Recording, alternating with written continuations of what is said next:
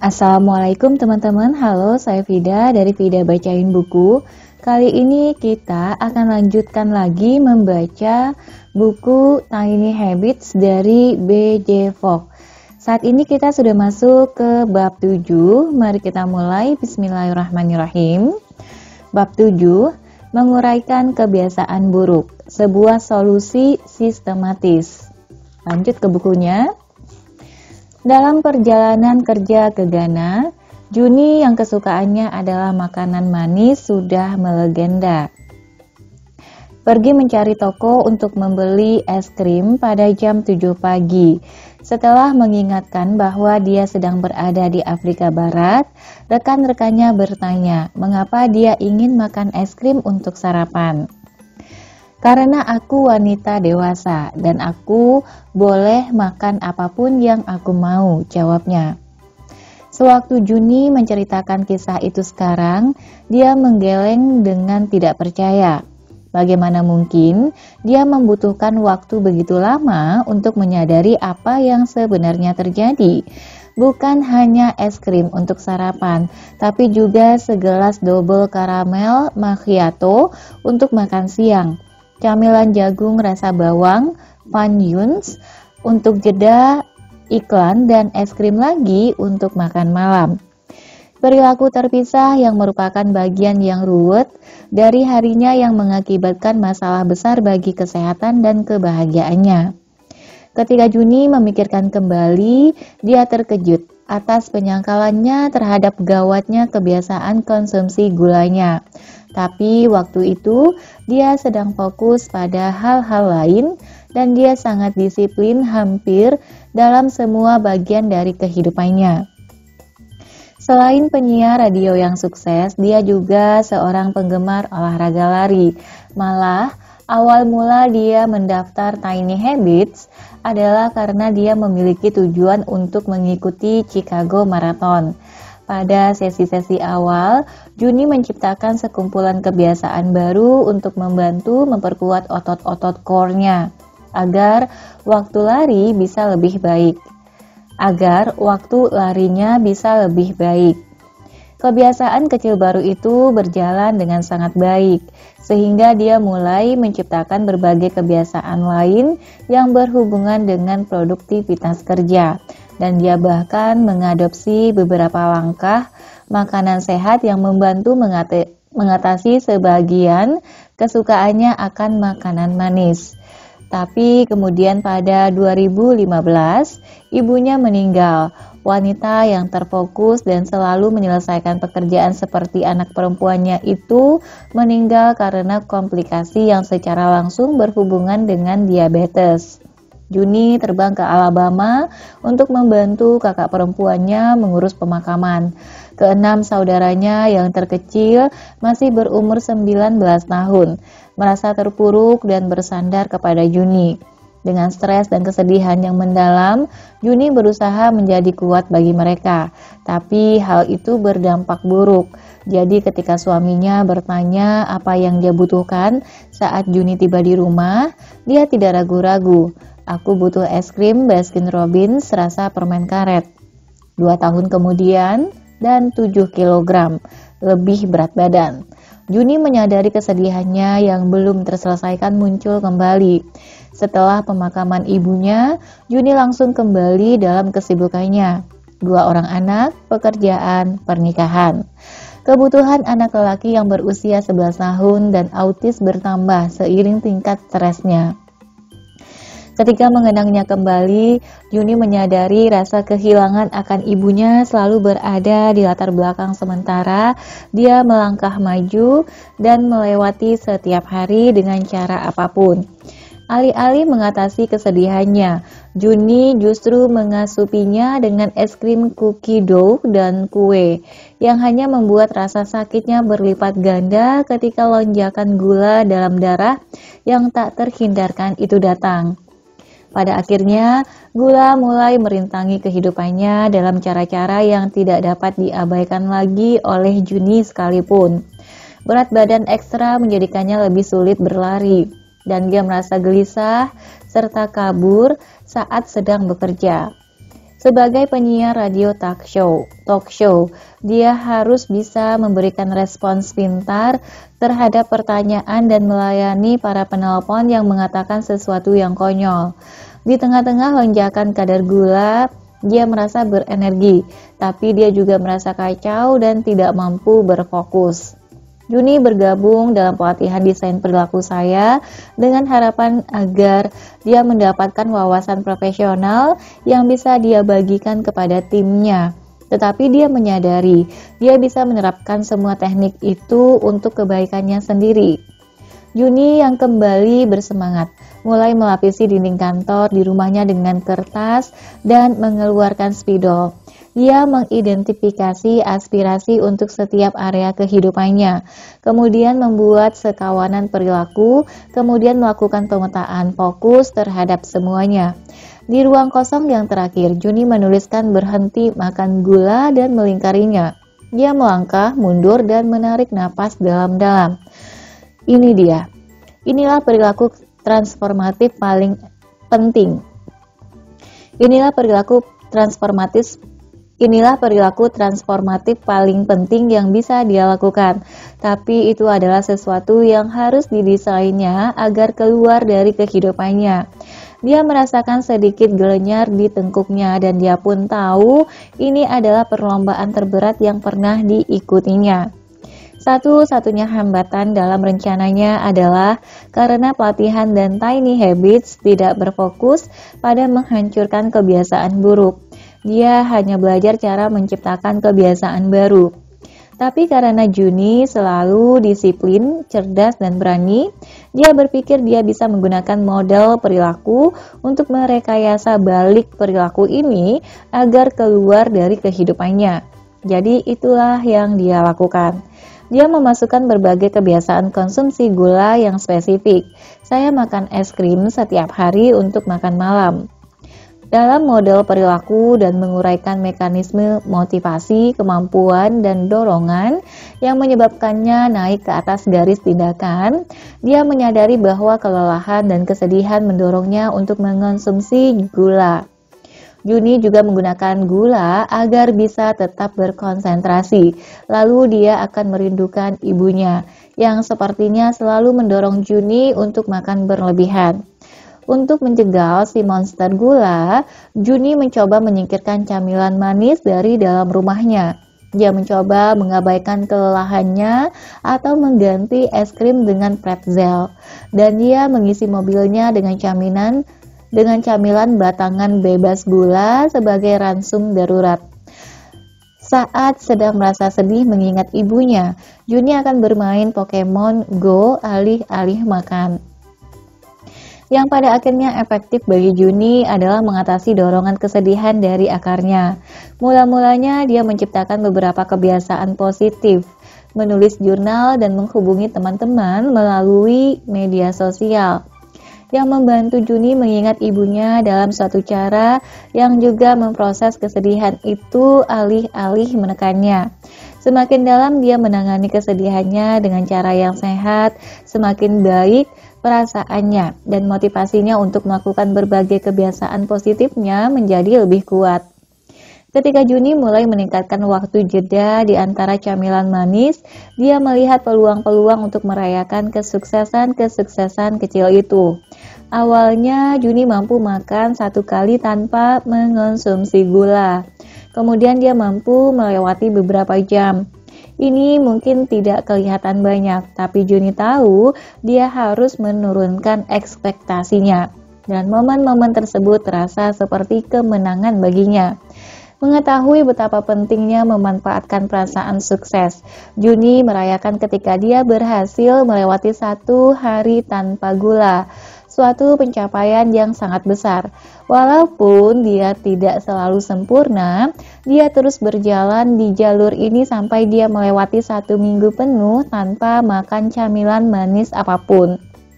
Juni mengetahui pentingnya bersikap fleksibel dan mengulang-ulang, dan dia bereksperimen dengan lusinan kebiasaan baru.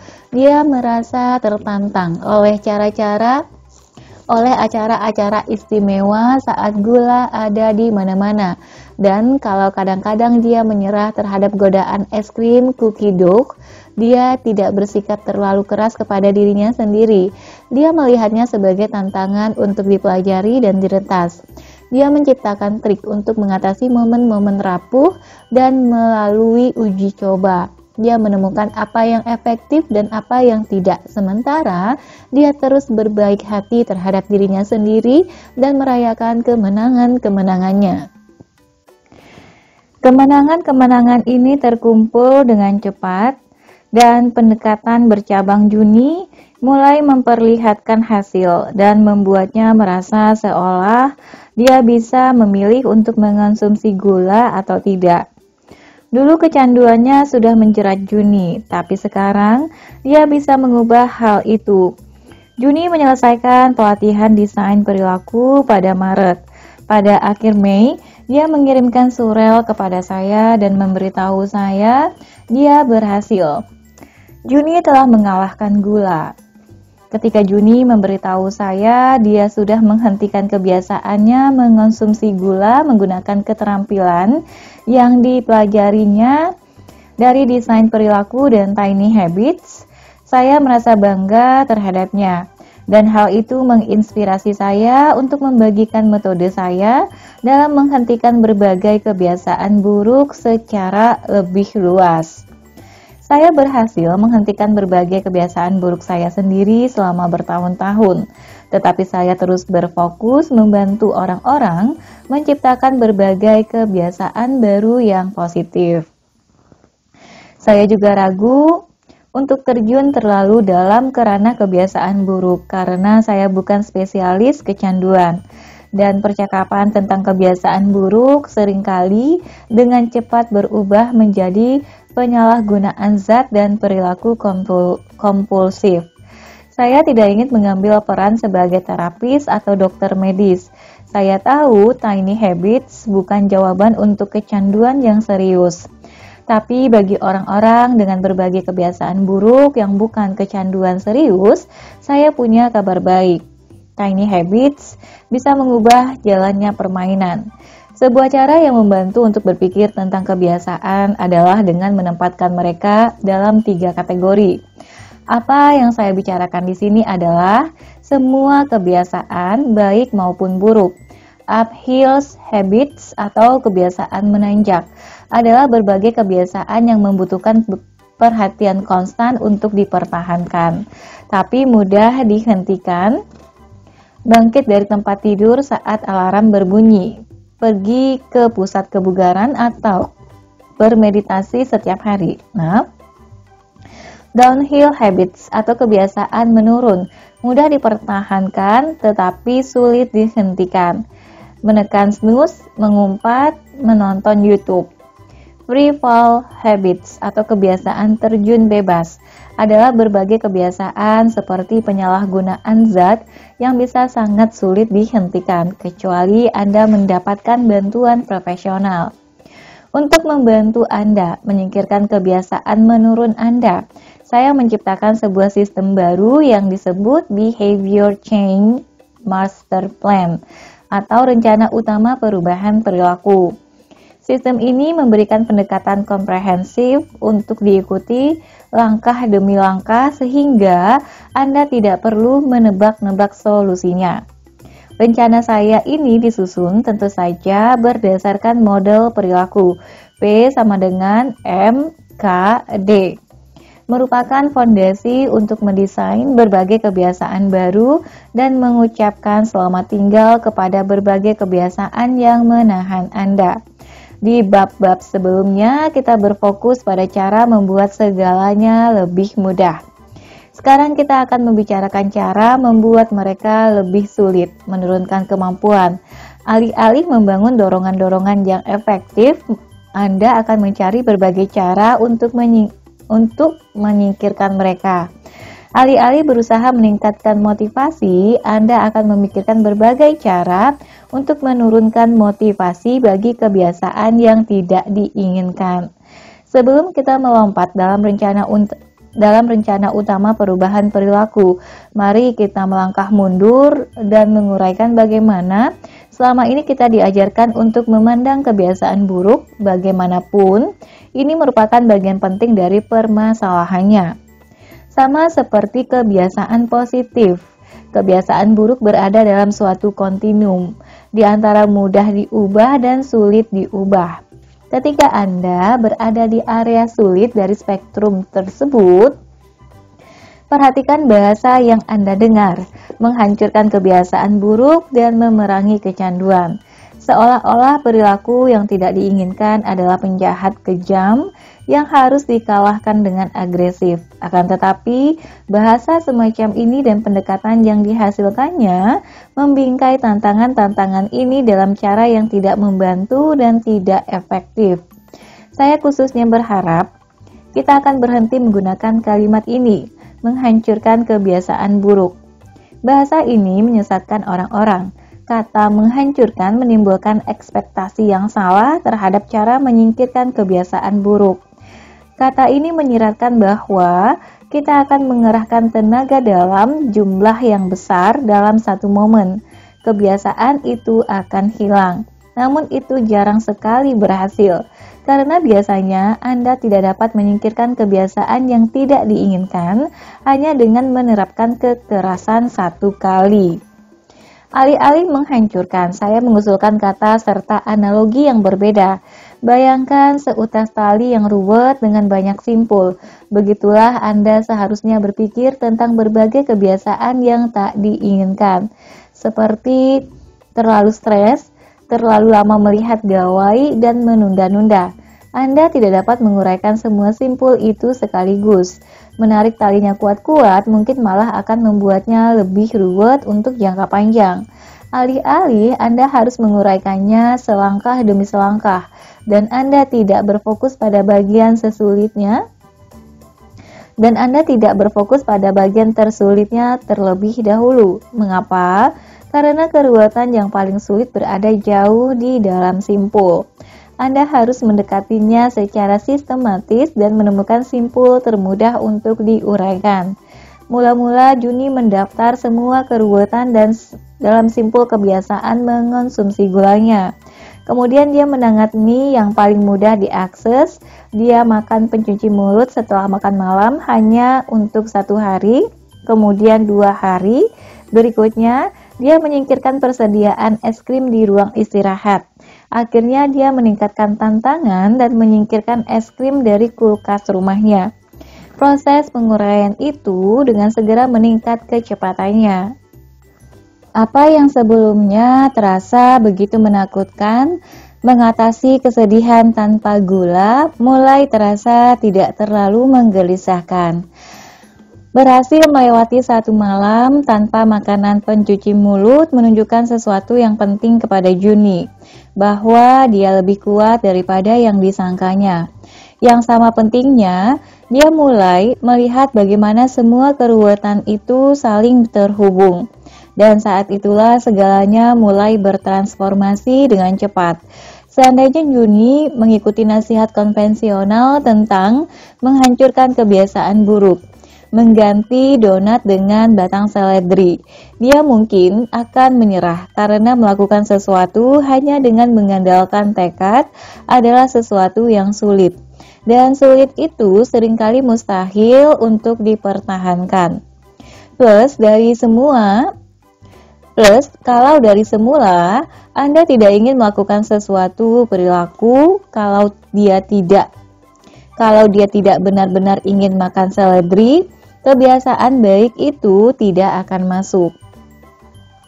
Kemudian dia akan merasa bersalah karena tidak berhasil, dan ini akan memperkuat siklus kegagalan. Ketidakmampuan menghentikan kebiasaan buruk bisa memprovokasi perasaan malu dan bersalah yang mendalam. Mengapa? Banyak budaya yang sangat menekankan tanggung jawab pribadi, gagasan bahwa jika Anda tidak mampu melakukan hal yang benar, karakter Anda pasti lemah. Ini merendahkan dan tidak membantu dalam dunia perubahan perilaku, tapi juga tertanam secara mendalam dalam jiwa kita. Hal pertama yang perlu diingat adalah ini. Jika Anda pernah mengikuti nasihat menyesatkan tentang menghancurkan kebiasaan dan Anda mengalami kegagalan, saya ada di sini untuk mengatakan bahwa itu bukan salah Anda. Anda mewarisi cara berpikir yang salah dan pendekatan yang salah terhadap permasalahan yang membawa Anda dalam siklus frustrasi dan disfungsi.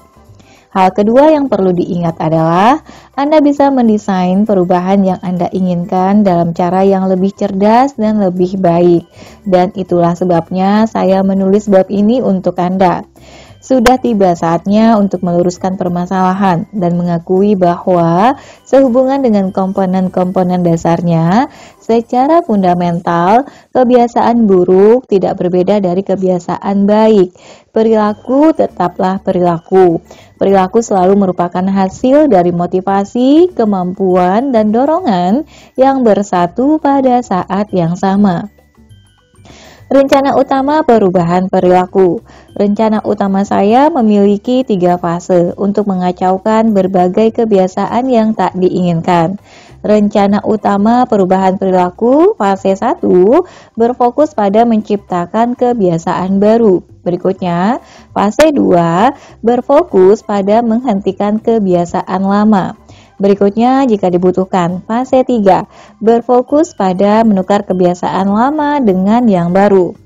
Pertama-tama, Anda menciptakan berbagai kebiasaan baru yang positif.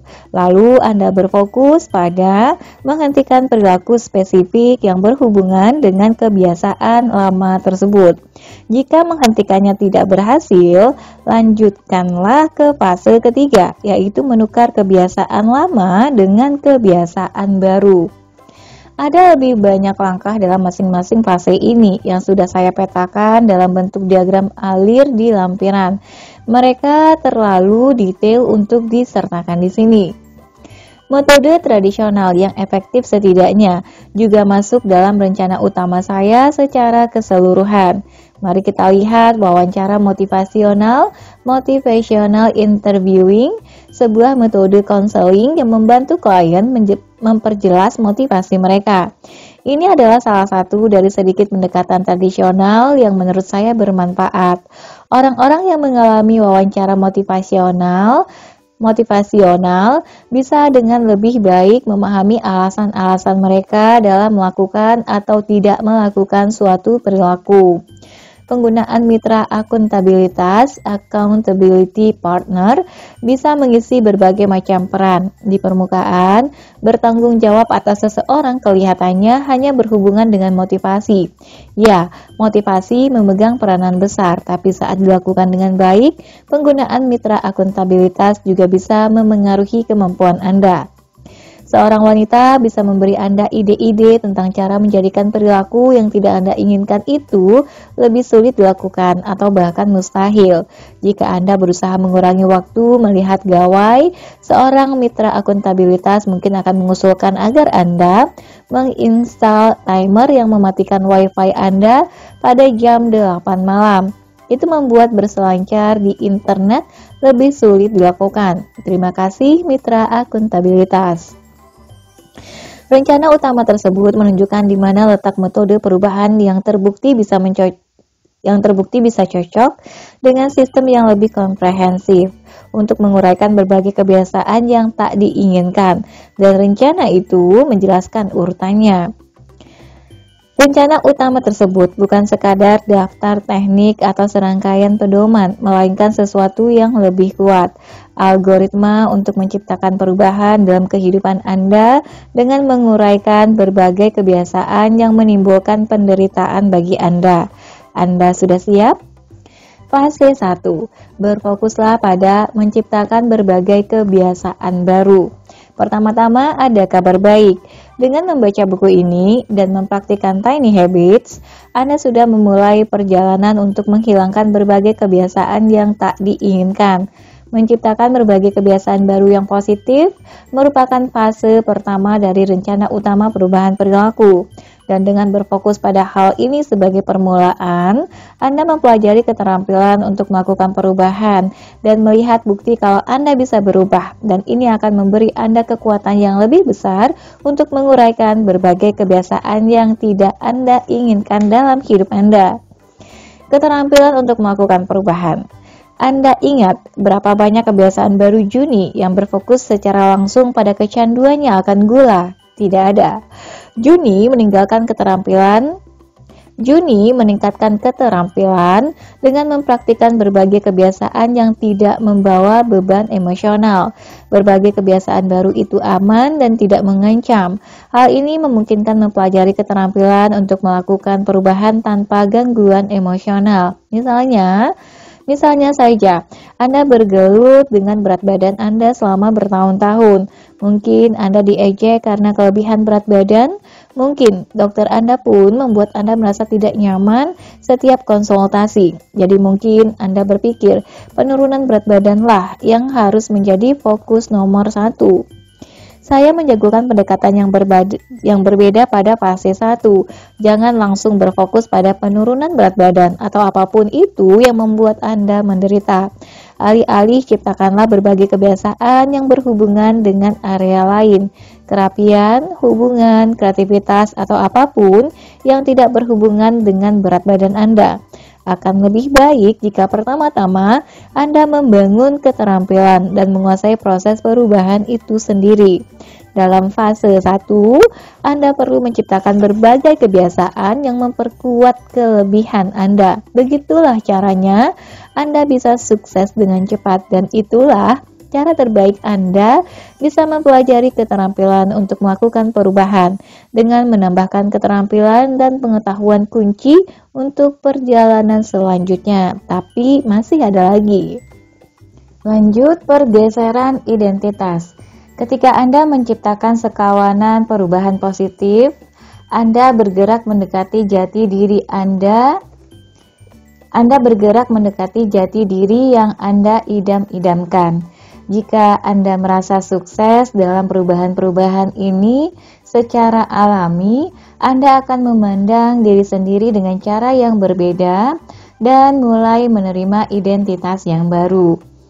Dalam bab terakhir, kita membicarakan bagaimana hal ini menuntun Anda kepada lebih banyak kebiasaan positif.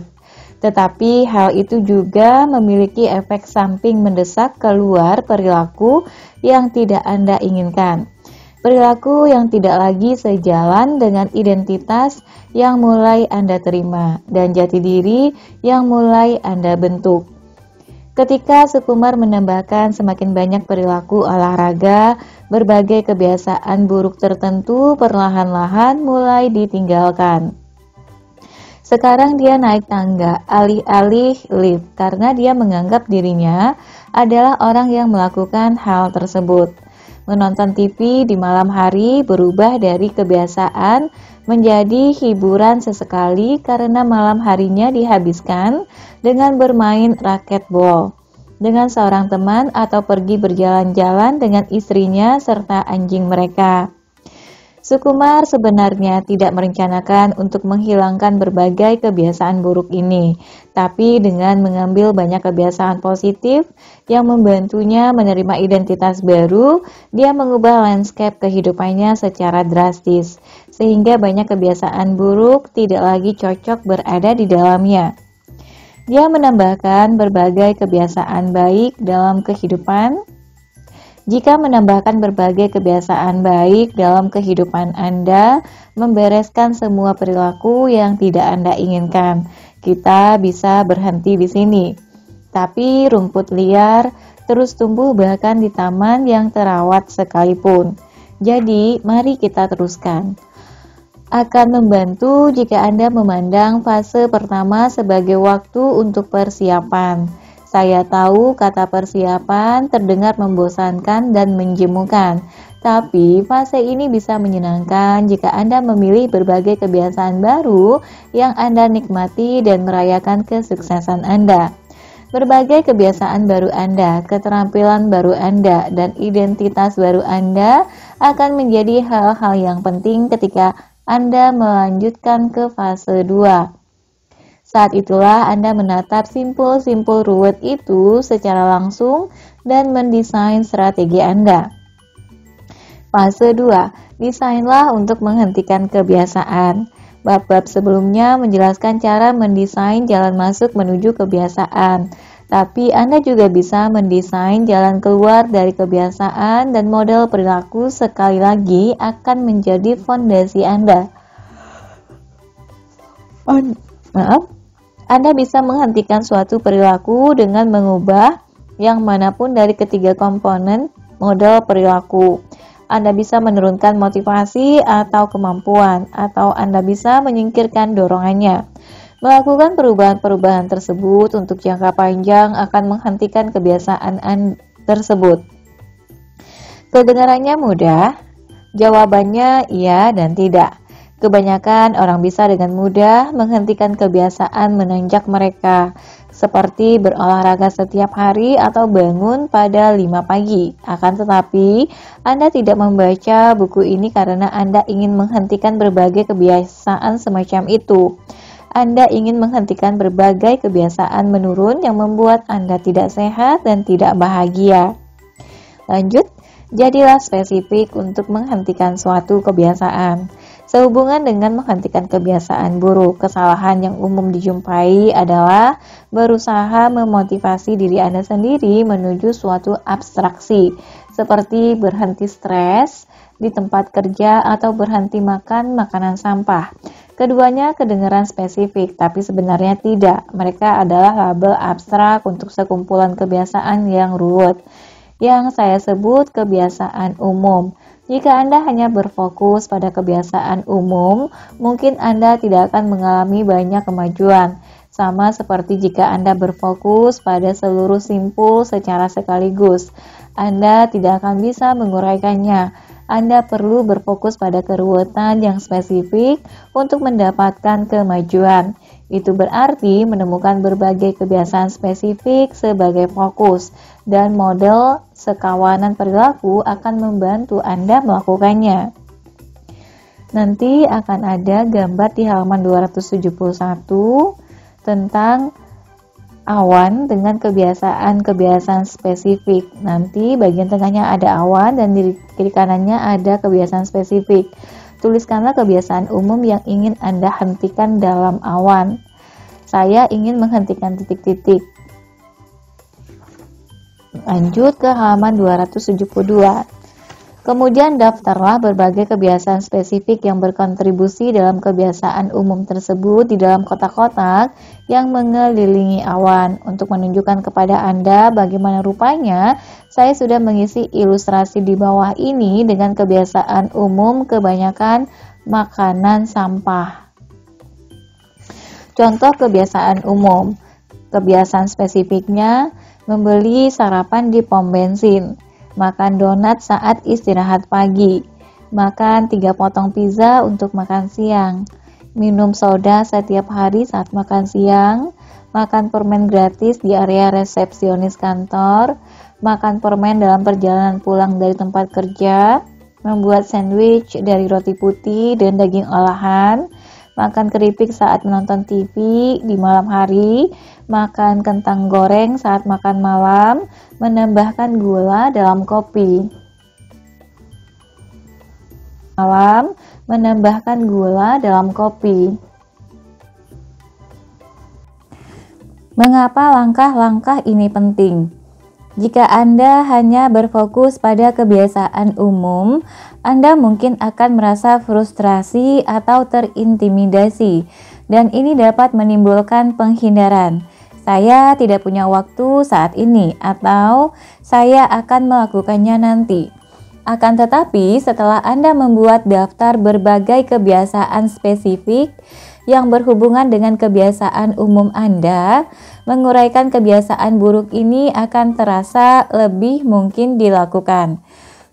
Ketika saya pertama kali menggunakan proses ini untuk menghentikan kebiasaan yang tak diinginkan, saya terkejut karena saya bisa mendaftar lebih dari 15 hal spesifik yang berkontribusi pada kebiasaan umum saya, yaitu meninggalkan barang-barang tidak pada tempatnya di sekeliling rumah.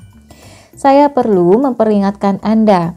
Setelah mendaftar begitu banyak kebiasaan spesifik dari ketidakrapian saya di rumah, saya merasa sedikit kecewa terhadap diri saya sendiri. Saya agak terkejut melihat betapa parahnya kebiasaan tidak rapi saya. Benarkah? Apakah aku tidak serapi itu? Ya, rupanya memang begitu. Ketika Anda menerapkan metode ini, saya tidak ingin perasaan gelap yang bersifat sementara ini mengagetkan Anda. Tampaknya hal ini terjadi pada sebagian besar orang yang mengikuti proses ini karena mereka menghadapi realitas dari kebiasaan buruk mereka. Bagaimanapun, perasaan gelap itu bisa berbalik arah dengan cepat. Sementara melihat berbagai kebiasaan spesifik ketidakrapian saya menemukan beberapa yang bisa saya uraikan dengan cepat dan mudah. Ya, saya bisa berhenti meninggalkan sweater di atas lemari, dan saya bisa berhenti menumpuk buku di meja dapur, dan itu membuat perasaan gelap saya sirna. Dengan rencana ini, saya merasa memegang kendali, malah saya mulai merasa cukup optimistis, dan itulah yang juga bisa Anda harapkan. Dan dengan kesuksesan awal Anda, tidak ada lagi sweater di atas lemari. Anda akan mampu menghadapi keruwetan yang lebih sulit. Jadi inilah yang saya katakan. Ketika Anda melihat sekumpulan kebiasaan spesifik yang harus diuraikan, jangan berhenti di sana dan jangan kelabakan. Teruslah bekerja. Pilihlah satu kekusutan dan desainlah agar kekusutan itu keluar dari kehidupan Anda. Namun kebiasaan spesifik mana yang harus Anda bereskan terlebih dahulu? Jawabannya sangatlah penting. Jadi saya akan mengatakan 3 kali dalam cara yang berbeda. Pilihlah yang paling mudah. Pilihlah yang paling Anda yakini bisa Anda lakukan. Pilihlah yang terasa sepele.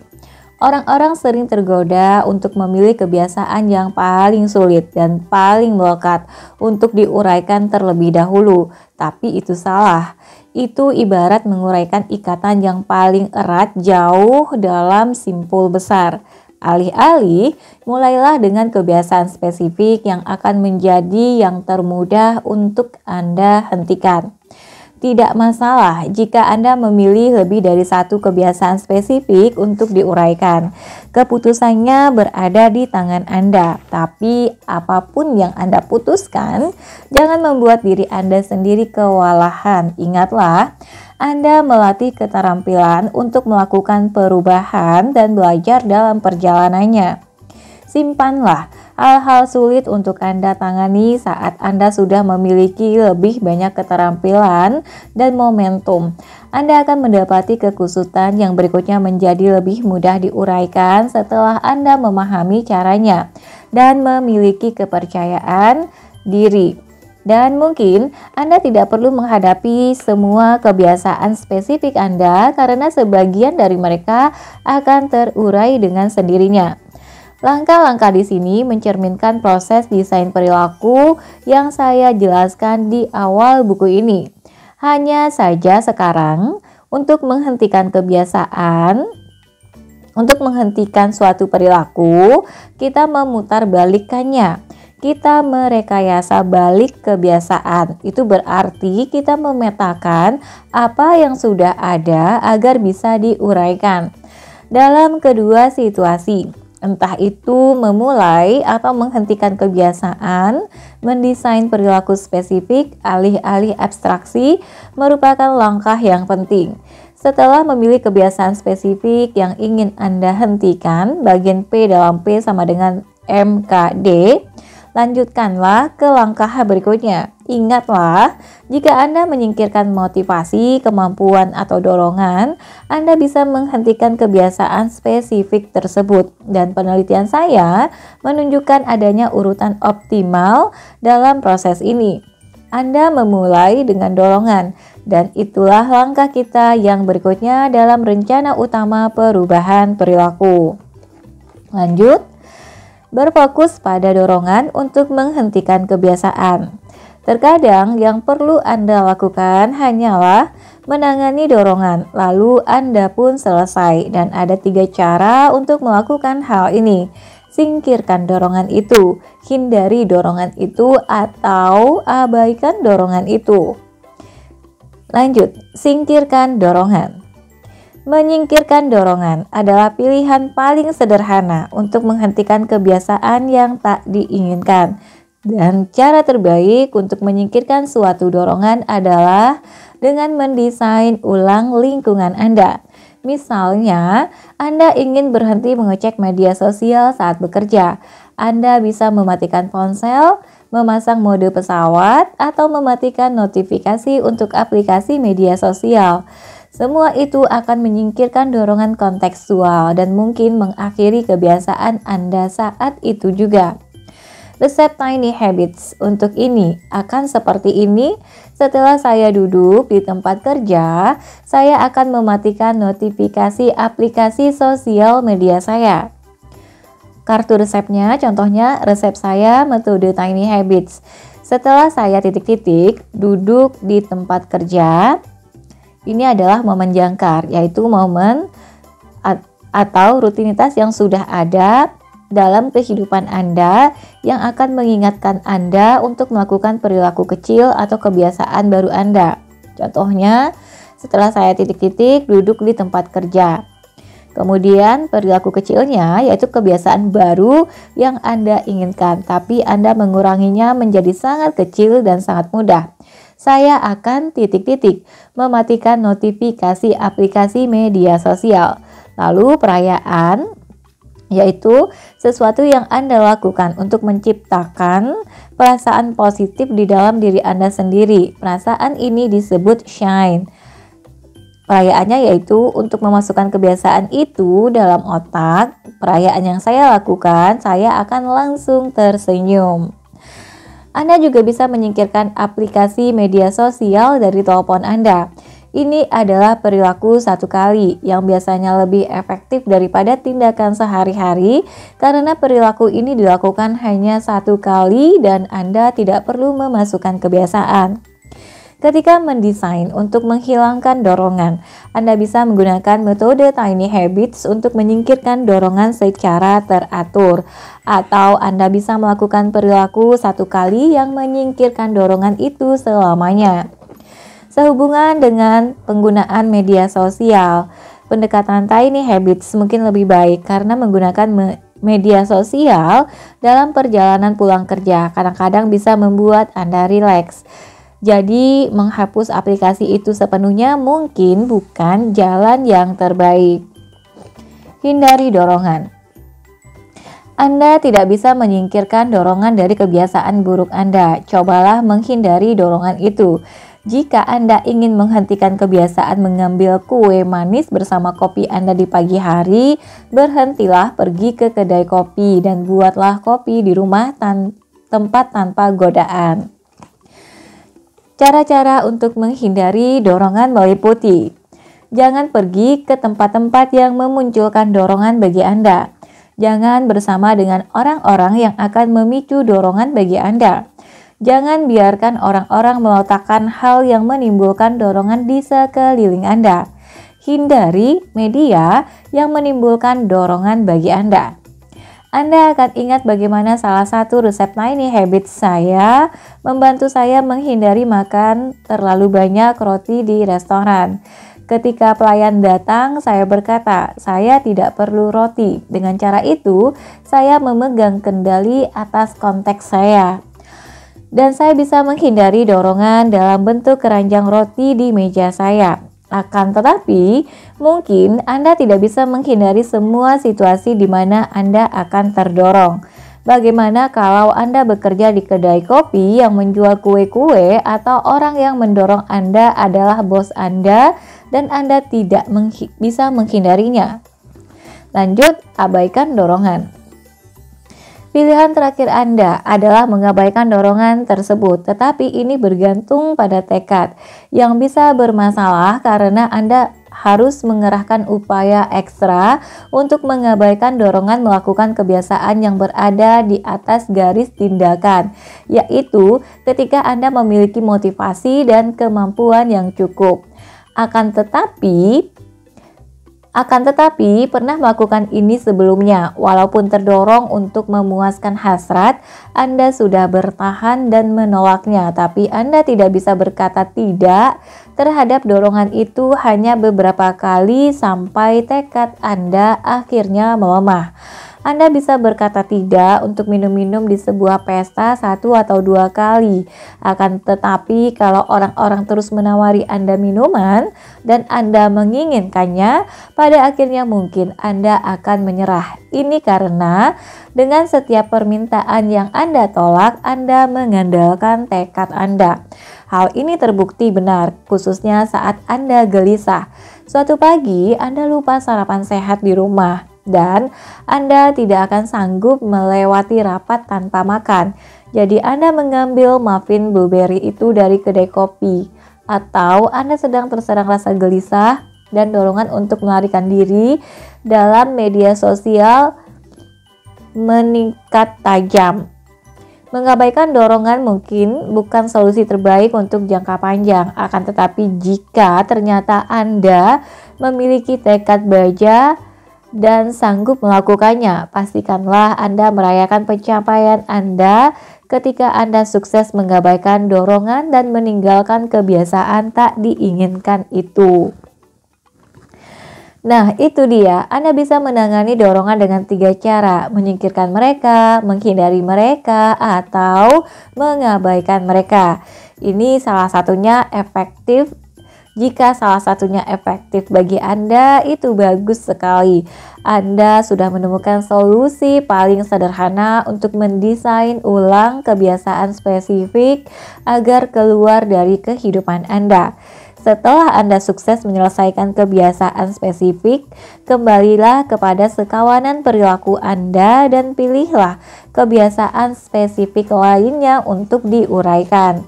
Jika Anda sudah menghentikan kebiasaan membeli sarapan di pom bensin, Anda bisa menangani makan permen gratis di area resepsionis kantor. Akan tetapi, bagaimana jika Anda tidak bisa menyingkirkan, menghindari, atau mengabaikan dorongan? Ya, itu seringkali terjadi. Jika Anda tidak bisa mendesain suatu dorongan untuk keluar dari kehidupan Anda, pindahlah ke komponen berikutnya dalam mode perilaku. Mendesain ulang kemampuan untuk menghentikan kebiasaan. Langkah selanjutnya dalam rencana utama perubahan perilaku adalah berfokus pada menjadikan kebiasaan itu lebih sulit dilakukan. Dalam bab 3, saya menjelaskan 5 faktor dalam model rantai kemampuan saya: waktu, uang, upaya fisik, upaya mental, dan rutinitas. Kita menggunakan rantai ini untuk membantu kita menjadikan kebiasaan baru lebih mudah dilakukan.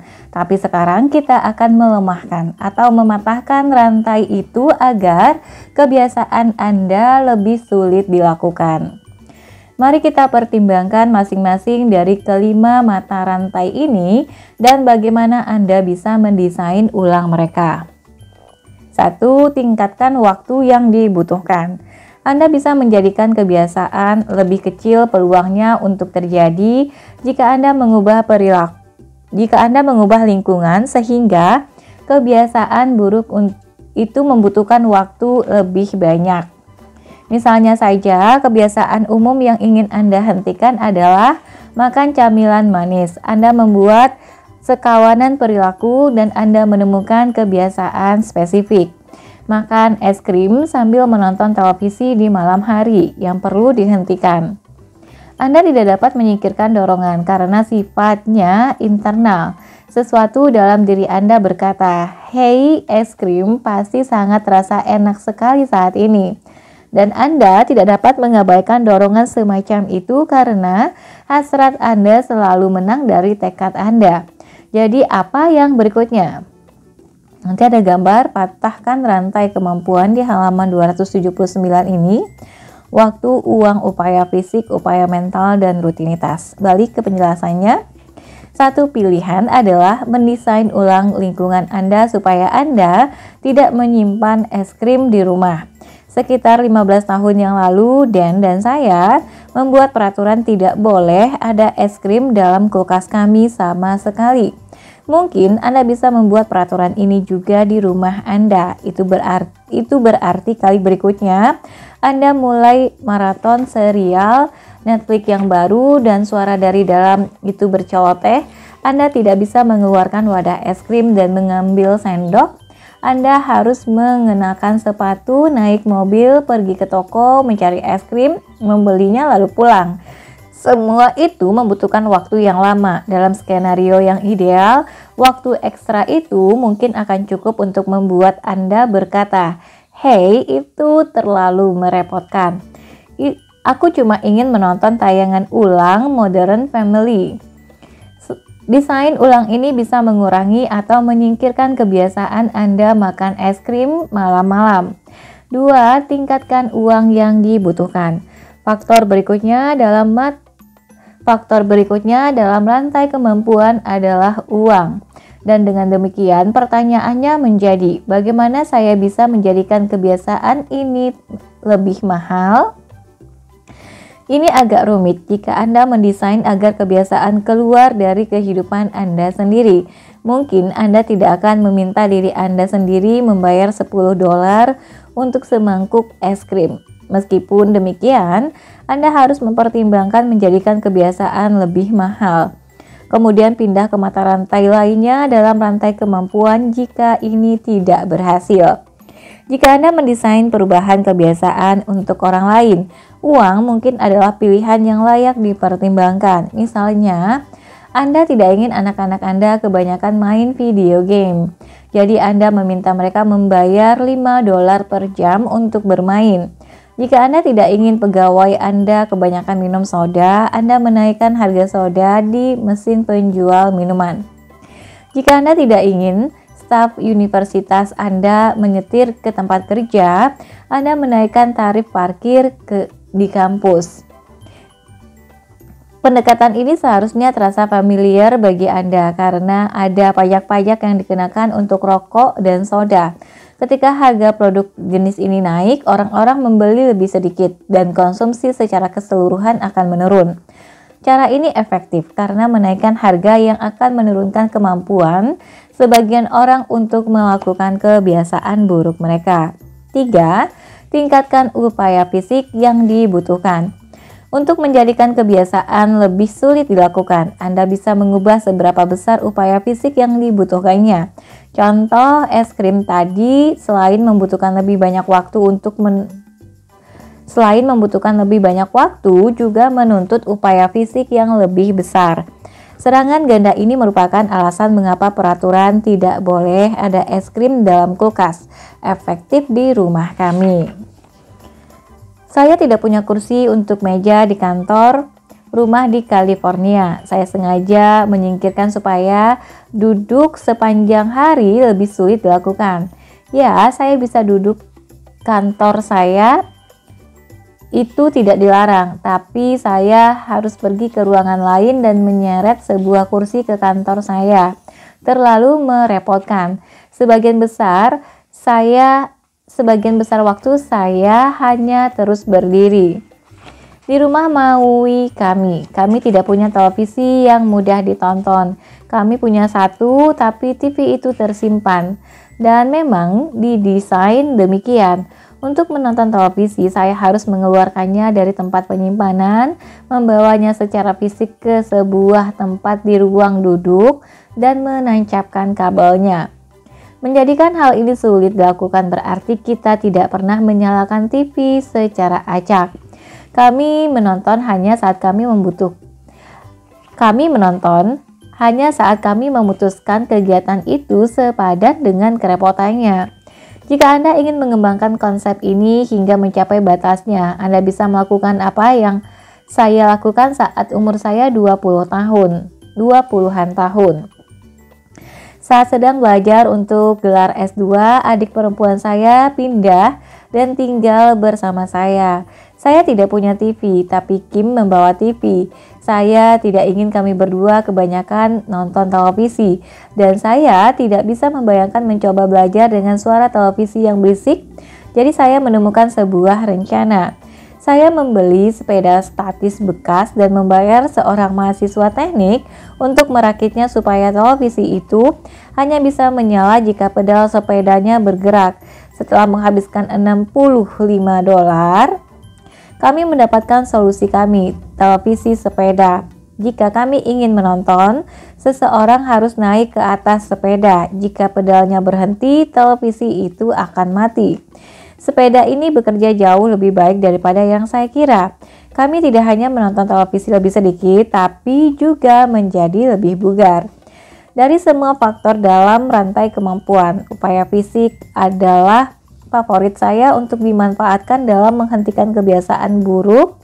Anda bisa mendesain ulang saat motivasi Anda sedang tinggi dan Anda tidak tergoda untuk melakukan kebiasaan itu. Lalu saat suasana hati Anda berubah dan Anda menginginkan es krim, televisi, atau anggur, Anda menyadari kebiasaan Anda lebih sulit dilakukan dan mungkin bahkan tidak sepadan untuk dilakukan. Lanjut 4. Tingkatkan upaya mental yang dibutuhkan. Untuk beberapa kebiasaan, solusi yang terbaik adalah dengan menuntut upaya mental yang lebih besar. Faktor ini mengeksploitasi kecenderungan manusia untuk bermalas-malasan, yang merupakan cara blak-blakan untuk mengatakan bahwa kita berevolusi untuk menyimpan energi kapanpun memungkinkan. Pikirkanlah bagaimana hal ini bisa diterapkan terhadap media sosial.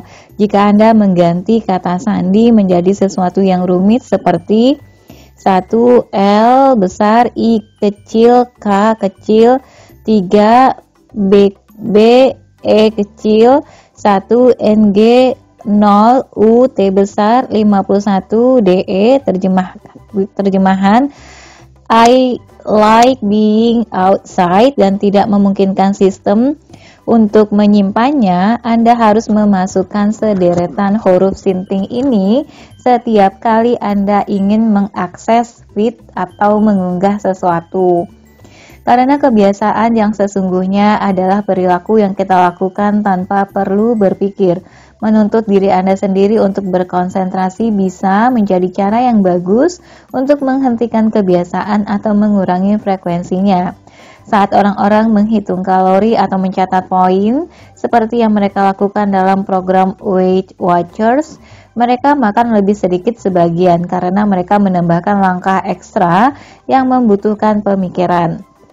Apakah cara ini selalu berhasil? Tidak. Namun, apakah mencatat kalori membutuhkan upaya mental yang lebih besar daripada makan seenaknya? Iya, dan itulah salah satu alasan mengapa cara itu efektif. 5. Jadikan kebiasaan itu bertentangan dengan rutinitas penting. Faktor terakhir dalam rantai kemampuan adalah rutinitas. Di antara yang lainnya, ini merupakan faktor yang paling tidak kentara dan salah satu yang paling sulit diterapkan. Tapi cara ini layak dipertimbangkan. Carilah cara-cara untuk menjadikan kebiasaan yang tak diinginkan itu bertentangan dengan kebiasaan penting. Suatu rutinitas yang menurut Anda lebih penting ketimbang kebiasaan yang ingin Anda hentikan. Berselancar ketika matahari baru saja terbit menjadi kebiasaan yang penting bagi saya, dan sekarang sudah menjadi bagian dari identitas saya. Rutinitas berselancar saya yang baru itu membuat sebagian kebiasaan lama saya lebih sulit dilakukan di malam hari karena saya harus berkonsentrasi dan siap menghadapi ombak pagi-pagi sekali. Saya mulai makan malam lebih awal. Saya menghindari sinar biru dari layar dan saya tidur lebih awal. Ini semua adalah perubahan baik yang datang dari menciptakan rutinitas dari pagi hari yang bertentangan dengan berbagai kebiasaan malam saya yang tidak sehat. Sejauh ini, Kita sudah berfokus pada mengubah dorongan dan kemampuan untuk menghapus berbagai kebiasaan spesifik yang tak diinginkan. Akan tetapi, jika Anda terjebak dalam kebiasaan yang tidak bisa dihilangkan dengan mendesain ulang dorongan dan kemampuan, masih ada lagi yang bisa Anda lakukan. Selanjutnya, dalam rencana utama menyesuaikan motivasi, sesuaikan motivasi untuk menghentikan kebiasaan. Banyak orang memulai dengan mencoba memengaruhi motivasi saat mereka ingin menghentikan kebiasaan. Hampir dalam semua kasus, ini adalah suatu kesalahan. Mengapa? Karena menyesuaikan tingkat motivasi untuk kebiasaan menurun bisa menjadi sesuatu yang sulit dilakukan dan nyaris mustahil untuk kebiasaan terjun bebas. Itulah sebabnya Anda tidak ingin berurusan dengan motivasi jika Anda bisa memecahkan permasalahan dengan berfokus pada dorongan dan kemampuan. Anda mencoba menyesuaikan motivasi hanya jika langkah-langkah sebelumnya tidak menyelesaikan kebiasaan buruk Anda. Renungkanlah contoh ini. Jika Anda bisa mengurangi keinginan merokok, Anda mungkin bisa berhenti merokok sepenuhnya. Misalnya saja, Anda menggunakan plester nikotin atau meyakinkan semua teman Anda untuk berhenti merokok secara bersamaan, atau mungkin bahkan menemukan kesuksesan dengan hipnotis. Melakukan hal-hal ini menuntut kita untuk mengerahkan segala upaya dan kadang-kadang mereka berhasil. Contoh lain, misalnya Anda kebanyakan minum di malam hari karena Anda stres soal pekerjaan.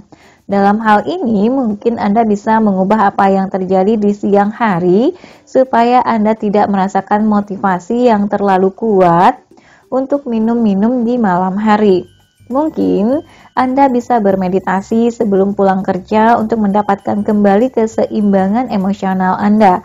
Atau mungkin Anda bisa mendengarkan musik yang menenangkan dalam perjalanan pulang dari bekerja untuk mengurangi stres supaya Anda tidak termotivasi untuk menenggak habis semua anggur itu nanti. Ini adalah berbagai contoh yang menunjukkan bagaimana suatu perilaku dapat mengurangi motivasi untuk melakukan kebiasaan. Pergi tidur lebih awal bisa mengurangi motivasi Anda untuk menekan tombol snooze. Menggunakan plester nikotin bisa mengurangi motivasi Anda untuk merokok. Mengonsumsi makanan sehat sebelum pergi ke pesta bisa mengurangi keinginan Anda untuk makan makanan tidak sehat di pesta. Melakukan akupuntur seminggu sekali bisa mengurangi motivasi Anda untuk menggunakan obat pereda nyeri. Contoh yang menarik dalam mengurangi motivasi datang dari mantan murid saya, Tristan Harris, yang mendorong orang-orang untuk berhenti menggunakan teknologi secara tidak bijaksana. Satu cara untuk melakukan ini, katanya, adalah dengan mengubah layar kita menjadi hitam putih. Saat Anda tidak melihat warna-warna cerah di layar Anda berdasarkan hipotesisnya, meme internet dan unggahan media sosial itu menjadi kurang menarik dan tidak terlalu memotivasi otak Anda. Lanjut, pilihan B. Tambahkan demotivator untuk menghentikan kebiasaan. Pendekatan kedua adalah dengan menambahkan demotivator, tetapi saya tidak menganjurkan untuk mengambil cara ini. Cara ini mungkin akan berhasil dalam beberapa kasus, tapi saya rasa cara ini lebih sering menimbulkan kerugian daripada keuntungan.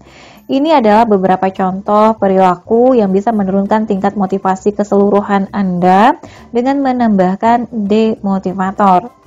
Berjanji di Facebook kalau Anda tidak akan pernah minum-minum lagi. Bersumpah akan memberikan $1.000 untuk seorang politikus korup jika Anda merokok lagi. Visualisasikan betapa menderitanya hidup Anda jika Anda terus bermain video game semalaman. Perhatikan bagaimana tindakan ini tidak membahas penyebab sesungguhnya dari perilaku Anda. Anda hanya menambahkan motivasi yang bertentangan yang mungkin bisa membuat Anda berhenti melakukan kebiasaan Anda. Motivasi versus demotivasi adalah suatu pertempuran, dan ketegangan ini menimbulkan stres serta berujung pada sering terjadinya kegagalan. membuat Anda kelihatan jelek di Facebook, membuat Anda kehilangan 1000 US dollar, atau mengukirkan secara nyata dalam otak Anda betapa menderitanya masa depan Anda. Demotivator bisa mendesak kita mengkritik diri sendiri. Jika Anda ingin mengurangi kalori, menempelkan catatan di kulkas bertuliskan "Stop kau gendut" pasti akan menurunkan motivasi, tetapi juga menurunkan semangat Anda. Kita berubah paling efektif dengan merasa senang, bukan dengan merasa bersalah. Jadi pastikan agar upaya-upaya Anda untuk menurunkan motivasi dari suatu perilaku tidak berubah menjadi menyalahkan diri sendiri. Menciptakan demotivator itu mudah, mungkin itulah sebabnya cara itu menjadi teknik yang populer. Namun jika ini adalah rencana yang manjur, akan sangat sedikit sekali orang yang memiliki kebiasaan buruk. Dalam kebanyakan situasi, menghukum atau mengancam diri sendiri adalah cara buruk untuk menghentikan kebiasaan karena rasa sakit yang akan Anda terima tidak sepadan dengan resikonya, terutama jika Anda punya pilihan lain. Kita akan membicarakan hal ini lebih jauh dalam bab berikutnya, saat kita menelaah etika dalam membantu orang lain untuk berubah. Lanjut. Mengecilkan perubahannya. Jika pendekatan yang sudah kita diskusikan sejauh ini menghentikan kebiasaan spesifik Anda, jangan menyerah. Anda punya lebih banyak pilihan. Langkah berikutnya dalam rencana utama adalah mengecilkan ambisi Anda, dan Anda bisa melakukannya dengan cara-cara berikut ini. Tetapkanlah periode yang lebih pendek untuk menghentikan kebiasaan. Berhenti merokok selama 3 hari alih-alih selamanya. Lakukanlah kebiasaan yang tak diinginkan dengan durasi yang lebih pendek. Menonton televisi selama 30 menit alih-alih 4 jam. Lakukanlah kebiasaan yang tak diinginkan itu lebih jarang. Mengecek media sosial sekali sehari alih-alih 10 kali. Lakukanlah kebiasaan yang tak diinginkan itu dengan intensitas yang lebih rendah. Lambatkan minum-minum Anda alih-alih menenggak 1 gelas. Mengapa tindakan mengecilkan ini efektif? Orang-orang seringkali merasa bingung dalam menghentikan kebiasaan. Sebagian dari diri mereka ingin berhenti, tapi bagian yang lain tidak ingin. Dengan mengecilkan, Anda tidak akan menakut-nakuti bagian diri Anda sendiri yang ingin mempertahankan kebiasaan itu.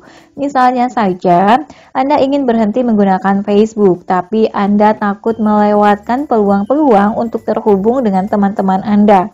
Atasilah ketegangan itu dengan mengecilkannya. Katakan kepada diri Anda sendiri kalau Anda akan berhenti menggunakan Facebook hanya selama 3 hari.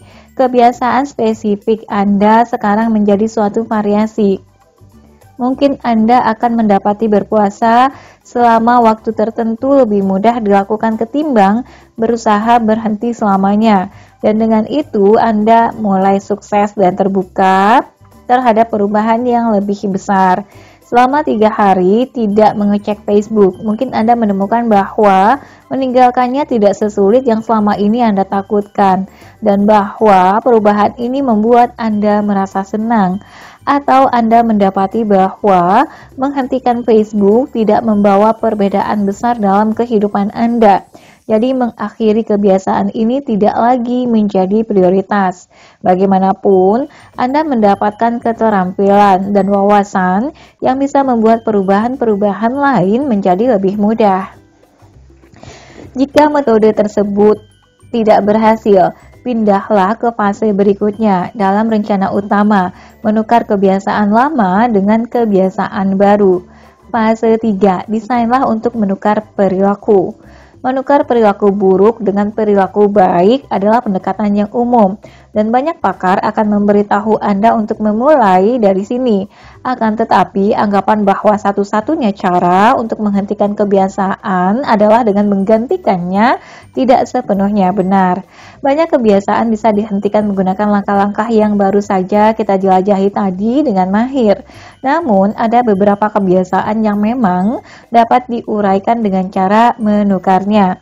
Jika Anda sudah mengeksplorasi fase-fase dalam rencana utama tadi dan tidak ada yang berhasil, ya, selamat datang dalam negeri tukar-menukar. Anda sudah tiba di sini secara sistematis, artinya Anda berfokus pada hal yang benar dan bahwa waktu dan usaha yang Anda investasikan lebih besar peluangnya untuk terbayarkan. Jadilah spesifik untuk menukar kebiasaan.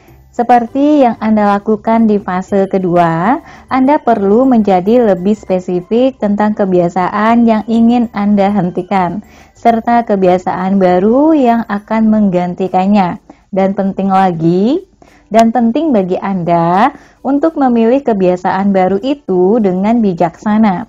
Kalau tidak, pertukaran itu tidak akan berhasil. Jika Anda memilih sesuatu yang baru, hanya karena Anda berpikir itu baik bagi Anda, pertukaran itu mungkin akan gagal.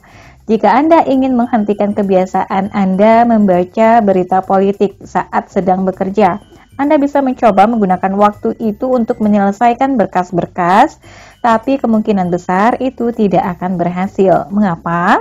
Karena kebiasaan baru menyelesaikan berkas jauh lebih tidak memotivasi ketimbang membaca berita dan lebih sulit dilakukan secara spesifik. Dan lebih sulit dilakukan secara fisik dan mental. Dengan motivasi dan kemampuan yang lebih rendah untuk kebiasaan menyelesaikan berkas dibandingkan kebiasaan membaca berita, sejak semula kebiasaan pengganti itu ditakdirkan gagal. Ketika menukar perilaku, Anda harus memanfaatkan keterampilan membuat kebiasaan untuk menemukan kebiasaan baru yang lebih mudah dilakukan dan lebih memotivasi dibandingkan kebiasaan lama. Dalam bagian ini dari rencana utama, Anda mencocokkan diri Anda sendiri dengan kebiasaan baru menggunakan metode dari bab 2. Ciptakan sekawanan perilaku. Kemudian lakukan pemetaan fokus terhadap hasilnya untuk menemukan perilaku emas. Misalnya saja saat melewati langkah-langkah ini untuk menukar kebiasaan saya membaca berita, apa yang kelihatannya akan mendatangkan kesuksesan? Bagi saya, alih-alih membaca berita yang menaikkan tekanan darah saya bisa menonton video berselancar. Saya akan termotivasi melakukan ini karena saya suka berselancar dan ingin menjadikan lebih mahir. Dan menonton video lebih mudah ketimbang membaca. Jadi saya sudah menemukan kebiasaan baru yang akan menggantikan kebiasaan lama saya. Sukses! Ini adalah pengingat singkat dari bab 2 mengenai 3 kriteria untuk mencocokkan diri Anda sendiri dengan perilaku emas. Dampak perilaku itu efektif. Motivasi, Anda ingin melakukan perilaku itu. Kemampuan, Anda bisa melakukan perilaku itu. Setelah Anda mencocokkan diri Anda sendiri dengan suatu perilaku emas, apa selanjutnya? Dorongan. Lanjut, memetakan ulang dorongan untuk menukar kebiasaan. Memetakan ulang dorongan berarti melakukan kebiasaan baru itu alih-alih yang lama ketika Anda sedang terdorong. Misalnya, Anda ingin berhenti membentak anak perempuan Anda yang masih remaja. Itu adalah kebiasaan lama. Dorongannya adalah kekesalan Anda setiap kali anak Anda melakukan sesuatu yang sembrono. Kali berikutnya itu terjadi, Anda menggantikan membentak dengan kebiasaan baru, yaitu mengatakan sesuatu yang benar-benar positif. Malam berikutnya, anak Anda mengambil yogurt dan lupa menutup pintu kulkas. Anda merasakan semburan kekesalan yang familiar itu, tapi sekarang ini adalah dorongan Anda untuk melakukan perilaku yang baru. Alih-alih membentakkan, tutup pintunya, kan sudah diberitahu sejuta kali. Anda mungkin akan berkata, "Aku senang kau makan camilan yang sehat." Ketika Anda melakukan kebiasaan baru ini, jangan lupa merayakan dan merasakan shine yang intens. Ini adalah kebiasaan baru yang Anda ciptakan, jadi Anda harus memasukkannya. Setelah Anda memuji pilihan camilannya, Anda akan merasa bahwa Anda baru saja melakukan sesuatu yang baik untuk anak Anda. Selamatilah diri Anda sendiri karena sudah mendukung anak Anda dan menjadi tipe orang tua yang Anda inginkan. Jika anak Anda menatap Anda dengan kaget dan tersenyum lalu menutup pintu kulkas itu juga suatu kemenangan, walaupun mungkin bukan itu tujuannya. Pedoman untuk melakukan pemecahan masalah. Jika Anda lupa melakukan kebiasaan baru, latihlah pertukaran itu berkali-kali, baik secara fisik maupun secara mental. Kemudian rayakanlah untuk menghubungkan dorongan lama dengan kebiasaan baru itu. Jika Anda tidak dapat memetakan ulang dorongan lama dengan kebiasaan baru Anda, pilihlah kebiasaan baru Anda mungkin Pilihan kebiasaan baru Anda mungkin kurang emas, tidak masalah. Anda tidak akan selalu berhasil pada percobaan pertama. Mungkin kebiasaan menurun yang berusaha Anda gantikan itu sangat curam. Mungkin Anda tidak bisa menjadikan kebiasaan lama itu lebih sulit dilakukan, atau Anda tidak bisa mengurangi motivasinya. Jika ini masalahnya, langkah berikut yang sebaiknya Anda ambil adalah kembali dan memilih kebiasaan baru lain sebagai pengganti. Jika Anda masih menemukan masalah, lanjutkan ke langkah berikutnya. Lanjut, menyesuaikan kemampuan dan motivasi untuk menukar suatu kebiasaan. Jika memetakan ulang dorongan tidak menghentikan kebiasaan lama Anda tiba di langkah ini. Pada titik ini, Anda bisa merasa cukup yakin bahwa kebiasaan lama Anda mungkin lebih memotivasi atau lebih mudah dilakukan ketimbang kebiasaan baru Anda, atau dua-duanya. Memetakan kebiasaan buruk dan kebiasaan baru dalam model perilaku membantu Anda melihat apa yang terjadi. Kebiasaan lama berada lebih tinggi di atas garis tindakan. Artinya kebiasaan lama itu lebih menarik bagi Anda. Jadi, Anda akan terus melakukannya, alih-alih melakukan kebiasaan yang baru. Untuk mengubahnya, Anda mempunyai 4 pilihan seperti yang tampak pada grafik berikut ini. Nanti bisa dicek di halaman 293 ya, teman-teman di bukunya. Lanjut. Pilihannya, 4-nya 1, kebiasaan baru. 1, tingkatkan kemampuan. Jadikan kebiasaan baru lebih mudah dilakukan. Ini untuk kemampuannya. Kemudian untuk motivasi kebiasaan baru, yang 1 tingkatkan kemampuan, kedua kebiasaan lama, turunkan kemampuan. Jadikan kebiasaan lama lebih sulit dilakukan. Kemudian ketiga, untuk motivasi kebiasaan baru, yaitu 3, tingkatkan motivasi, jadikan kebiasaan baru lebih memotivasi. Kemudian 4, kebiasaan lama, turunkan motivasi kebiasaan lama, jadikan kebiasaan baru kurang memotivasi. Lanjut, apa maksudnya ini kali jadikan kebiasaan lama kurang memotivasi kali ya? Tapi di sini dituliskan 4, turunkan motivasi, jadikan kebiasaan baru kurang memotivasi. Oke, kita lanjut dulu bacanya biar lebih paham. Halaman 294. Memfokuskan energi Anda pada salah satu kotak itu akan membantu Anda melakukan pertukaran. Tetapi jika Anda melakukan keempat penyesuaian itu, Anda akan semakin sukses dalam menukar kebiasaan lama dengan yang baru. Grafik berikutnya menunjukkan skenario yang ideal.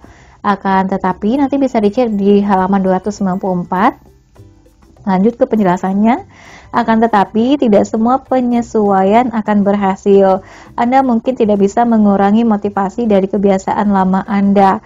Itu bukan masalah, asalkan Anda bisa menjadikan kebiasaan lama itu lebih sulit dilakukan dan kebiasaan baru lebih mudah dilakukan, serta lebih memotivasi. Anda mungkin akan sukses melakukan pertukaran kebiasaan itu. Jika sejauh ini tidak ada yang berhasil, jangan putus asa, Anda masih memiliki pilihan.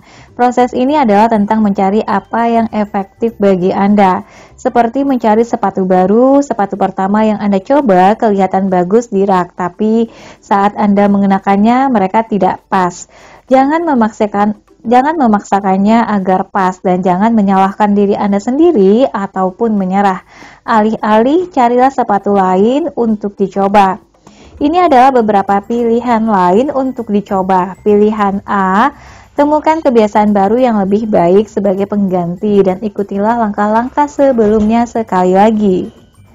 Pilihan B, cobalah pertukaran itu secara terbatas. Lihatlah bagaimana hasilnya selama 3 hari, kemudian putuskanlah apa yang akan Anda lakukan berikutnya.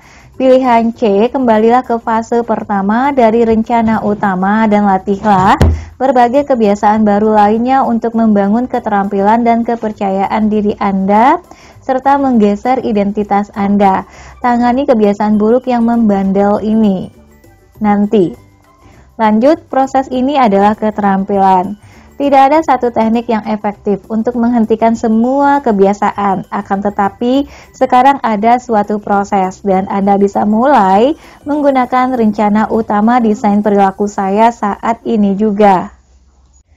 Dan Anda akan semakin mahir dengan banyak latihan.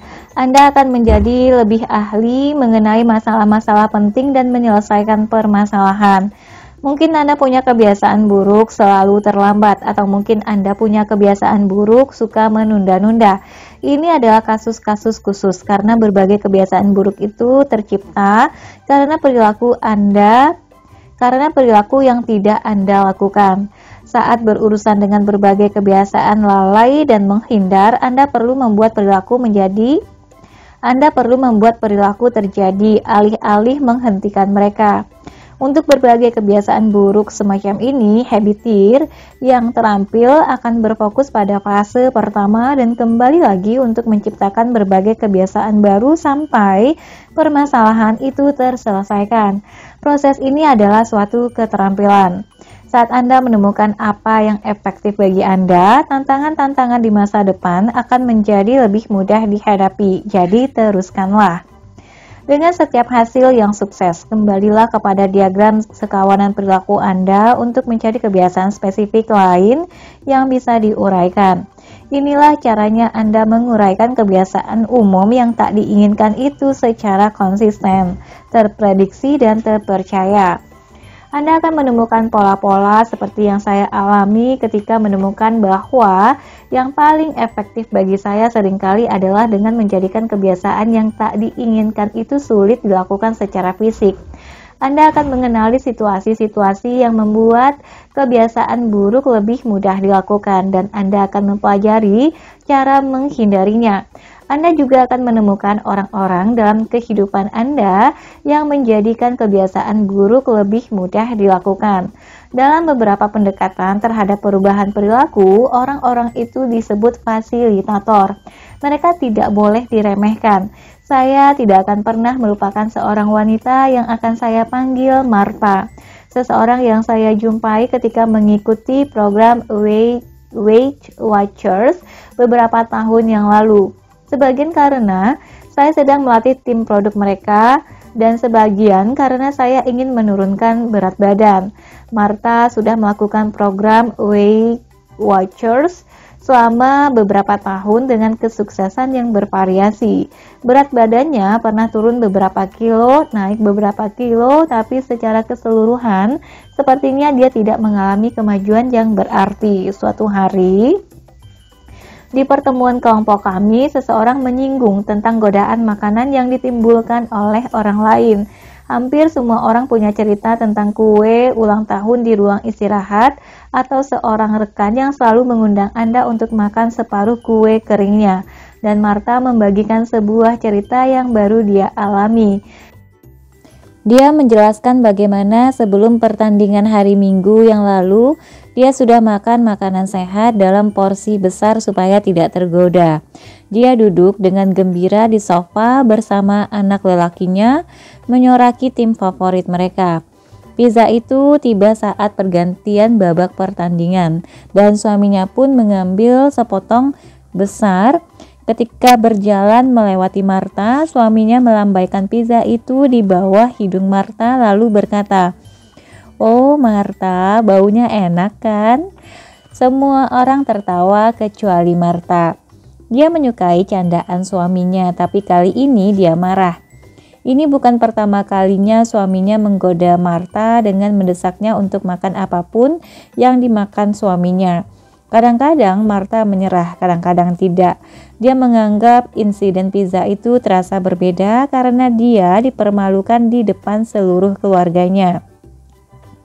Dia berkata kepada kami, suaminya tidur di sofa selama beberapa hari. Tapi yang lebih penting, itu membuat Martha menyadari bahwa selama ini suaminya menyabotase kesuksesannya melakukan Weight Watchers dengan memudahkan berbagai kebiasaan buruknya. Anda tidak selalu bisa mendesain ulang setiap aspek dalam hidup Anda. Anda tidak bisa mendesain ulang sebuah bioskop agar tidak menjual soda, dan Anda tidak bisa mendesain ulang sebuah bar agar tidak menawarkan minuman murah saat happy hour. Dan Anda mungkin tidak dapat mendesain ulang suami atau rekan-rekan Anda agar mereka berhenti menawarkan camilan manis kepada Anda. Tunggu, mungkin bisa, tapi itu di bab yang lain. Tapi dengan pendekatan desain perilaku, ada berbagai cara untuk melonggarkan setiap simpul. Meskipun setiap kebiasaan buruk memiliki sifat tersendiri, pendekatan untuk menguraikan mereka tetap sama.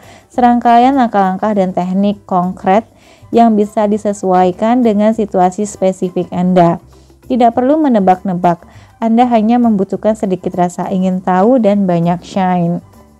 Lanjut, keindahan disrupsi. Di bab sebelumnya kita membicarakan kegembiraan yang datang saat memperhatikan pertumbuhan alami serta efek-efek dari kebiasaan positif yang Anda ciptakan. Saya yakin Anda juga akan sama gembiranya melihat berbagai kebiasaan buruk yang sudah Anda cabut dari kehidupan Anda teronggok di gundukan sampah. Dan sementara itu merupakan hal yang bagus, yang lebih mengagumkan setidaknya bagi saya adalah apa yang tumbuh di lahan baru yang Anda ciptakan dalam kehidupan Anda. Ketika Anda menyingkirkan berbagai kebiasaan yang tak diinginkan, yang muncul untuk mengisi ruang tersebut bisa jadi adalah lebih banyak waktu untuk dicurahkan bagi proyek idaman, produktivitas yang lebih besar dalam pekerjaan, hubungan yang semakin dalam, atau perluasan suatu identitas baru. Sebagian dari hal-hal yang mengisi ruang itu akan Anda pilih, dan sebagian lagi akan berasal dari sekeliling Anda. Ini adalah contoh yang indah. Sebulan setelah Juni menguraikan kebiasaan konsumsi gulanya, suatu sore dia mendengar suara mengalir masuk dari luar melalui jendela. Ketika menyelidikinya, Juni menemukan anak laki-lakinya yang berumur 11 tahun, Elijah, sedang duduk di luar, di bawah sinar matahari dan menyanyikan lagu tentang lumba-lumba yang baru dikarangnya. Elijah yang autis dan pendiam tidak pernah bernyanyi sebelumnya, setidaknya yang pernah Juni dengar. Ketika Elijah menatap Juni di ambang pintu, anak itu tersenyum. Ketika Juni berjalan menghampiri Elijah, dia harus menahan air matanya. Dia menyadari seandainya ini terjadi 6 bulan sebelumnya, dia pasti akan tertidur di sofa setelah seharian dipacu oleh gula.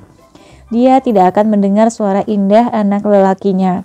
Sekarang dia bisa duduk di samping anaknya dan menyemangatinya untuk menyanyi lagi, bertanya dan memberitahu Elijah bagaimana dulu dia suka menyanyi. Ketika Juni memberitahu suaminya betapa kagetnya dia melihat perubahan anak lelakinya, suaminya mengingatkan bahwa mereka semua sudah berubah dalam beberapa bulan terakhir. Bukan kebetulan anak lelakinya mulai menyanyi atau suaminya meninggalkan kebiasaan lamanya minum soda. Mereka melihat betapa besarnya perubahan Juni, betapa bahagianya dia, dan mereka pun terinspirasi untuk berubah bersamanya. Elijah berkembang pesat dengan lebih banyak struktur dan perhatian dan mengidolakan ibunya. Dari perayaan makan tanpa gula, Juni sampai di garis finish maraton keduanya di Austin, Texas. Semua orang dalam kehidupannya, mulai dari rekan-rekan kerjanya hingga keluarga dan teman-temannya, merasakan dampak dari perubahan-perubahan yang dibuat Juni, baik besar maupun kecil. Ini adalah berkah dan efek samping dari semua kerja keras Juni, sesuatu yang tidak pernah terbayangkan oleh Juni. Lanjut. Desain perilaku bukan perjalanan seorang diri. Setiap perilaku yang kita desain, setiap perubahan yang kita buat adalah satu tetesan air di kolam yang beriak keluar. Kita membentuk keluarga kita, komunitas kita, dan masyarakat kita melalui tindakan kita, dan mereka membentuk kita. Berbagai kebiasaan yang kita ciptakan dan pertahankan itu penting. Buku ini secara luas berfokus pada bagaimana perilaku kita penting bagi masing-masing individu, tapi itu hanyalah sebagian dari kisahnya. Ini bukan sekadar tentang menurunkan berat badan sebanyak 5 kg atau tidak membawa ponsel saat makan malam. Desain perilaku adalah tentang menciptakan perubahan dan bergerak menuju diri kita yang terbaik. Memang ini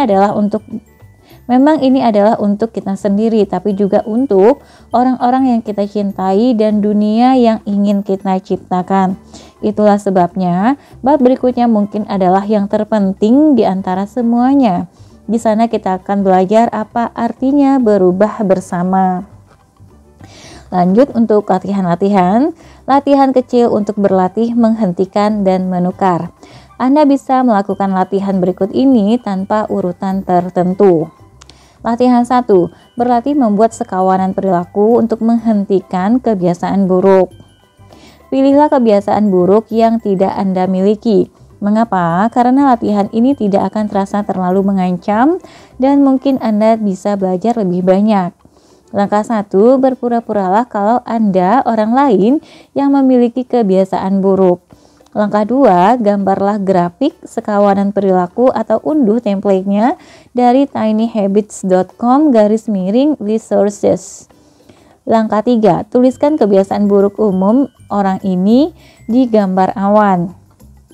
Langkah 4, tuliskan setidaknya 10 kebiasaan spesifik di sekeliling awan itu.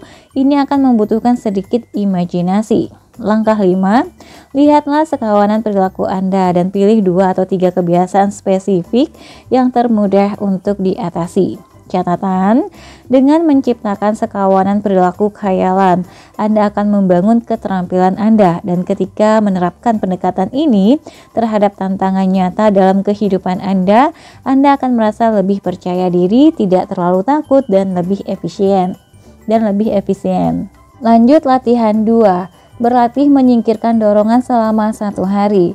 Langkah 1, pilihlah satu aplikasi media sosial atau aplikasi olahraga yang sering Anda gunakan. Langkah 2, masuklah ke bagian pengaturan dan matikan notifikasi aplikasi tersebut. Langkah 3, perhatikan apa yang terjadi dan yang tidak terjadi selama 24 jam.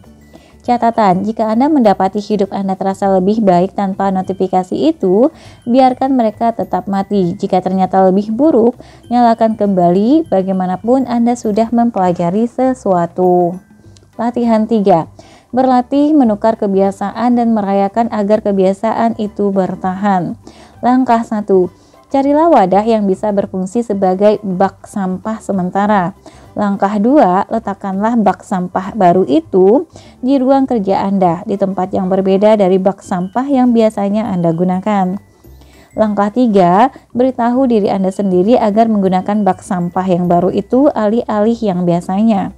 Langkah 4, ketika terdorong membuang atau mendaur ulang sesuatu, gunakanlah bak sampah baru itu, bukan yang lama. Mulanya mungkin Anda tidak akan sepenuhnya terbiasa menggunakan bak sampah yang baru. Untuk mempercepat pergeseran ini, lanjutkanlah ke langkah 5. Langkah 5, berlatihlah menggunakan bak sampah baru itu 7-10 kali dan sertakan perayaan setiap kalinya. Rasakanlah perasaan shine.